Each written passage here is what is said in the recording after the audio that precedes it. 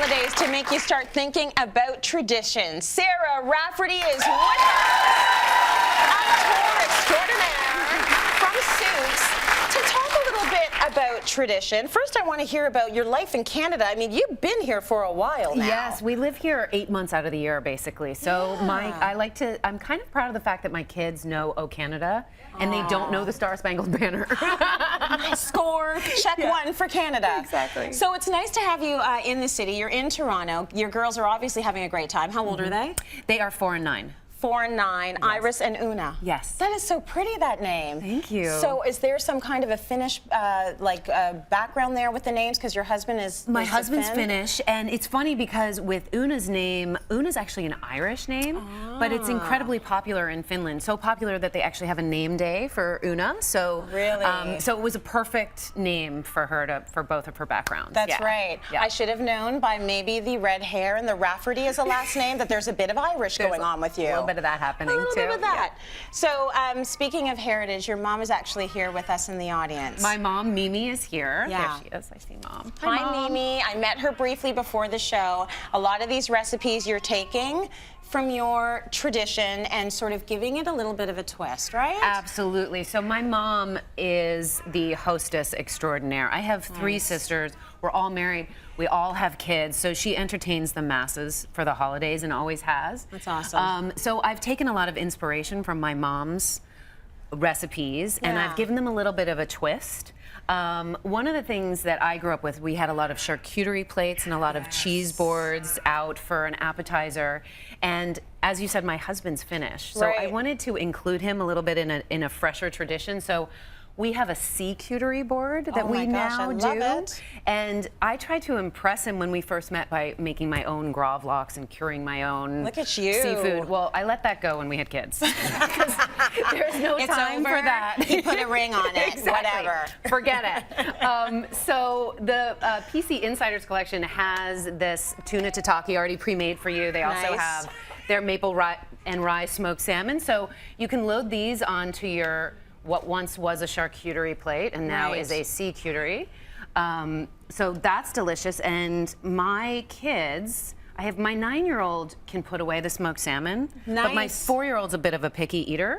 So I just try to decorate the plate a little bit with some veggies. Right. And she can have those, and she can dip those in our salmon dip. Oh, so this is amazing. Now, we know the kids love dip. And we know sometimes they're a little tough to get to eat the veggies. How do you make the dip? So this is really easy. All you do is you've got your yogurt. Yeah. You squeeze in a nice bit of lemon. Okay. Pinch of salt. And here's your dill. See, now this is what makes my husband feel at home. Yes. The Scandinavian dill situation. Add that just dill. Like, throw it on everything. And you can just mix that in. And yeah, so that's a dip for the veggie people, or you can, you know, just kind of toss it on there. That's right, and that works for anything there. So you actually guys do a Christmas Eve lobster dinner. That's what you do with your family. I love that tradition. Yeah, we do a lobster boil because I grew up in New England, and we celebrate all together in Connecticut. So my mom pulls that together. I don't know how many lobsters. Mom, how many lobsters do you usually get? Oh my gosh. Mimi goes all out. Yeah, 18 or 19 lobster. So I will be at your house at Christmas. Please come. That sounds amazingly decadent. I love that.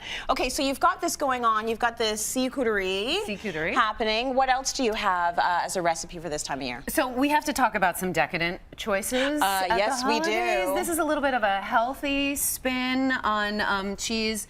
Here, we're just going to go for it. Let's My mom always had snacks out all the time. So brunch just lasted all day, and everybody always wanted her sour cream coffee cake. That's so what it is. She considered that a breakfast item. I consider it more of a tea kind of leave out for Santa kind of item. So what we've done here is we've taken Mom's sour cream coffee cake. Yes. And we have added these decadent chocolate ganache pots, Oh which my just take a whiff gosh. of these. Or Who feel free knew to these shoot it. existed? So before the show, I asked Sarah if she wanted to do some shots. It's just chocolate. Cheers. Like, just line this stuff up. So it comes in a little pot. Do you warm it up? So I warmed it up in the microwave for Okay. 12 seconds. All right. See, they make it easy for you. Do we do a little pour now? Yeah. You pour it on. Oh my gosh. Oh, yeah. So you put in as much or as little? What am I kidding? Who's kidding who here? You put in as much as you want. And then you've got the perfect topping to this cake. And then what you can do, if you want to feel less guilty, you put a few things that grow. You can go for it if you want. I'm going to stick with this. But these are great too because you can, look, you can put your strawberry right in there. Yeah. Good You call. can feed it to a friend. Yes. Good all call. good.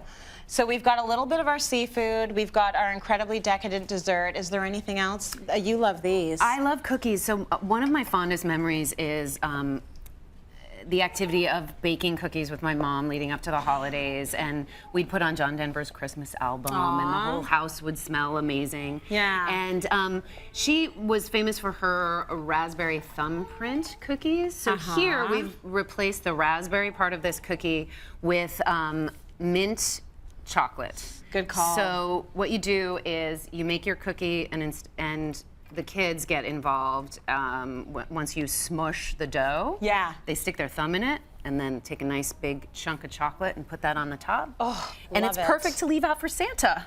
It is perfect for Santa. I should have brought them to the parade. Oh, that's right. Did you go? Yes. So did I. It was cold. It was so oh cold. my gosh. I could not deal with that. It was amazing to see the big guy, though, right? Yes. So I love all these recipes, and one of the reasons why I like them is because they're a little bit of homemade and they're a little bit of store-bought. And you know that's how I roll, girl. I really like that. I need to roll that way too. So I'm with you. Yeah. We got to make it easier on Make ourselves. it easy. So that we're not stuck in the kitchen, but we can get out and entertain and talk to our guests and talk to our family Yes. and really build those memories in that way. Yeah, so we're all having fun.